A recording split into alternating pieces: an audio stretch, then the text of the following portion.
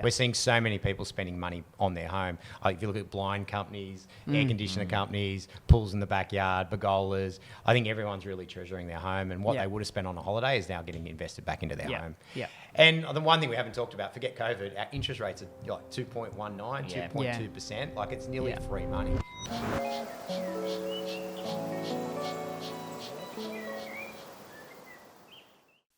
Hey everyone, welcome back to Property Chat with Lachy and Matt, sponsored by our great friends at Realhub and Campaign Track.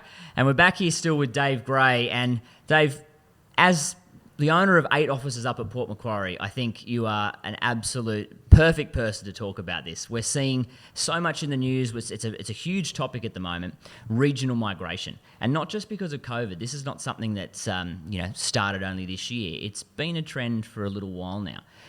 Obviously, no doubt part of the reasons why you chose the Port Macquarie marketplace in the first instance.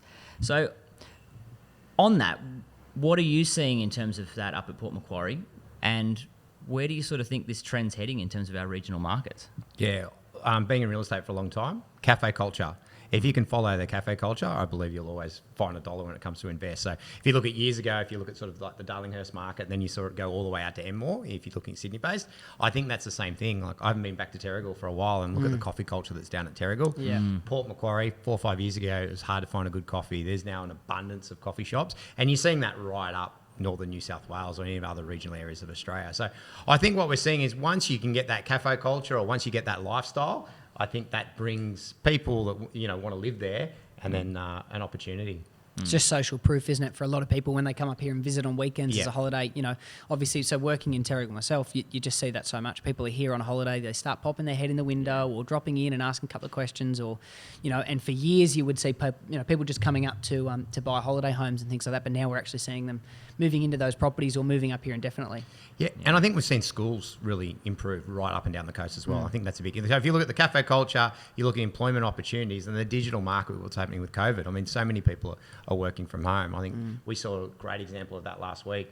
A couple both work for Macquarie Bank. They've been at home for the last 3-4 months, and they're like, bang, I might as well be in Port Macquarie. They bought a house on that weekend for 1.4 and great school, and they're now living in Port Macquarie. What about the airport situation? I mean, we've seen some of the towns that do have regional airports go ahead at leaps and bounds. So that proximity to be able to get back to Sydney, that's obviously a factor. Big. Yeah, whenever I'm talking about investing, I think transport's really important. So if you're looking at areas like Port Macquarie or Coffs Harbour, I think the airport's paramount. And it's not just obviously regional New South Wales. We're seeing this all around the country. In Victoria, we're seeing the same sort of thing in terms of people going north of the border up into Queensland looking for the value as well. So I think people and obviously COVID has been something which has prompted that, where people are spending a lot of time at home, they're looking at their surroundings, and perhaps they're spending a lot of time with their significant other and maybe in too close a proximity, looking for maybe a couple of separate home offices. But that's obviously something driving this as well. So are you seeing in the Port Macquarie market, similar to what we're seeing on the coast, that you're having people not coming up there looking for another unit? They really want to expand their quality of life in terms of the home. That's the goal. For sure. Yeah. Yeah, and for lots of different reasons. I think COVID, it's changed us as people. I think we've stopped and looked at our life. And I know when I was in Sydney, it's such a busy lifestyle, Like, it's 45 minutes in traffic to get from Maroubra to Bondi, or an hour to go from the airport to the city. In these regional areas, it's one set of traffic lights and you're there. So I think it's made us all stop and work out what do we want. And whether it's a sea change or a green change, a green change, it's just a total different lifestyle. And I think people are making that. And COVID's allowed the digital world to then allow... I think the only reason that held people back was employment. And that's changed because now people are working from home. I think that the other thing as well, not being able to travel. We've spoken to a lot of people who are saying, well, now we're not taking that lavish European holiday once a year or whatever it was that they'd normally do. And for a lot of people, I think we all feel that maybe that's 2 or 3 years away from actually being a reality. Yeah, sure. So all my flight credits are a waste at the moment. But I think a lot of those people are now buying, like we're selling holiday homes, even people who wouldn't normally buy a holiday home, and they're not necessarily big high dollar value. Some of them are $600,000-$700,000 townhouses that are relatively close to the beach, but something they can get away to and come up from Sydney. So we're seeing a lot of that here. Is it similar in Coffs Harbour? Yep, and Port, Sorry, Port. And the other big difference, and I think when we're looking for employment, is you want to look at our vacancy rates. And I know I've got a couple of properties in Sydney. I was getting $770 a week. I'm now getting $500. I was getting $650 I'm now getting 480. Like they're big changes. Our vacancy rate is 0.2% in Port Macquarie. At this time of year, it's usually around 2%. So that's just showing you that it's not just people buying, but also people moving and renting. It's insane. Well, we obviously have the same thing here. I mean, on the Central Coast, the vacancy rates are incredibly low. And we had a period where we were going through COVID and we were negotiating rents down and we're thinking, this is going to have downward pressure on rents for at least the next 12 months. But now properties are coming vacant and we're putting rents up. We're getting so much interest from Sydney. And these are people that are paying a higher rent down there and they're coming up and they're seeing a lot of value, and to them, $600 for a freestanding home is incredible value compared to what they were paying $8,000-9,000 for an apartment in certain suburbs. So we're seeing that right across the board. I think in terms of, as you say, that investment and you see the area start to change, the one thing as well is you start to see the homes and the style of the homes start to change, and then that then lends a different appeal. So a few of the homes start to change, you start getting a different look and feel to the whole suburb, and then all of a sudden it's attracting a different person. Of course. And you'll be seeing that in Port as well. I've seen that in Port Macquarie, but I couldn't believe, like Terrigal, I haven't been here for a couple of years, and driving around the back of Wombrel, like nearly every second home's getting renovated or restored, and beautiful homes. The quality's fortune. There's no longer that feeling of best home, in the street and feeling like everything else is kind of letting you down. And that's been really, really constant. I mean, you look even at this street, what it was just 2 years ago before this development was here, and then 4 or 5 other homes have now been completely remodeled and look incredible, which has really changed. I'd be interested to see what you've sort of felt with a lot of your local homeowners, what's changed in what they're doing. Yeah. We're seeing so many people spending money on their home. If you look at blind companies, air conditioner companies, pools in the backyard, pergolas, I think everyone's really treasuring their home, and what they would have spent on a holiday is now getting invested back into their home. Yeah. And the one thing we haven't talked about, forget COVID, our interest rates are like 2.19, 2.2%. Like it's nearly free money. Yeah. So at the moment, if you've got even a $1 million mortgage, it's $20,000 a year. And it wasn't long ago that I was locking rates in at 4% and I thought I was a superstar. That's only like a year and a half ago. I did the same thing. The same thing. So, in 2 years probably, we're half price on our mortgage. So there is a lot of money still out there. Yeah. And a lot of businesses haven't been affected by COVID, and especially in Port Macquarie, we're seeing record months for some of our businesses up there. So. Well, it's always been very interesting when you look at Australia in particular. Like, you look at the US and there's lots of inland centres. Obviously, a much larger population, don't get me wrong, but they've got always larger regional centres, and we've never really had that. We've always been focused from a business sense around the key sort of CBD hubs of Melbourne, Sydney, and to a lesser degree, even Brisbane. But do you think that from all of this migration and the changing sort of business habits, that we're going to start to see some other little CBDs pop up too, and maybe some business districts in some of these areas start to flourish where they've been, I guess, really dead for a long time? Yeah, you even just see what's happening in Parramatta, in Sydney, and then you've seen what's happening in Newcastle. And then I think a lot of big businesses are going to think, do I really need to be paying these high rents of Sydney-based business where I could have it in Newcastle, I could have it on the Central Coast? And not to get too political, but I think our government really needs to look at, we need to stimulate this, our economy. Like, where can we start spending? The only thing I think that held people back from living in regional areas is employment. And I think from a political point and a government point of view, we need to see to create more opportunities for employment in our regional areas. Digital's allowed that, but I think we need, some bigger businesses also to invest in those areas. And we've seen that for like years here on the coast. That's been the one thing that would always stop people is it's like, I have to commute because to do the same job up here is taking a haircut.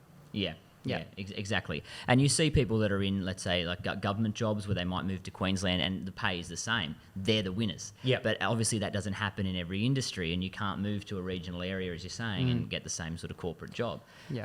And I think digital's proved that we can also be flexible. So, for example, like if you're driving down to Sydney, on a Sunday at 10 o'clock, there's not much traffic. It's, it's an hour and a bit. Yeah. Where if you're doing it at peak hour, it could be 2 hours and a bit. So I think with this, not just flexible work environment, working from home, but even times. Yeah. So I think there'll be a lot of people that live on the coast or live in Port Macquarie and will only travel down for 2 days or 1 day a week. Yeah. Like it's not long ago, that I flew to Melbourne just to have a meeting. Like, that's crazy. Like, now just jump on Zoom. Like, isn't it? It seriously is incredible to think of all the times that we've all gone and done things like that, flown somewhere far away for a meeting that was 30 minutes that really could have been a phone call. And it's amazing how personal I feel Zoom is. And sometimes in a meeting there's a bit of distraction, or you got there or you're rushed. You get on Zoom, I feel I'm a lot more present. I think it's fantastic, especially if you have met that person. Actually, why did I before. drive down here today? Yeah, what are you doing? 3-hour drive. Crazy. Yeah. Total waste of time. Come to look at Terrigal It's come to look at Terrigal and have a good lunch. Yeah, that's right. Exactly right. Yeah. But yeah, I think if you know the person, it's awesome. But, there's still a place for face-to-faces and everything for sure. And, we saw that when we had the digital auctions. Obviously that environment was very, very different. I don't know, did you call any digitally? Yeah, it's totally different environment. But still, it worked. And I think that's the key thing is if businesses adapt and everyone gets used to this new world that we're in, we're seeing less and less reasons why you can't move to a regional place. Yeah. I think the trust of digital is huge. So, I was working doing jewellery auctions for about 8 years, and I thought if they ever went online, like that's crazy. So people used to come, look at the pieces and bid, and that made sense. And if they bid, then went home and bid online, that would make sense. But the fact that they would, we could sell pieces for $50,000, $100,000. And to think that someone would not come and inspect that with jewellery.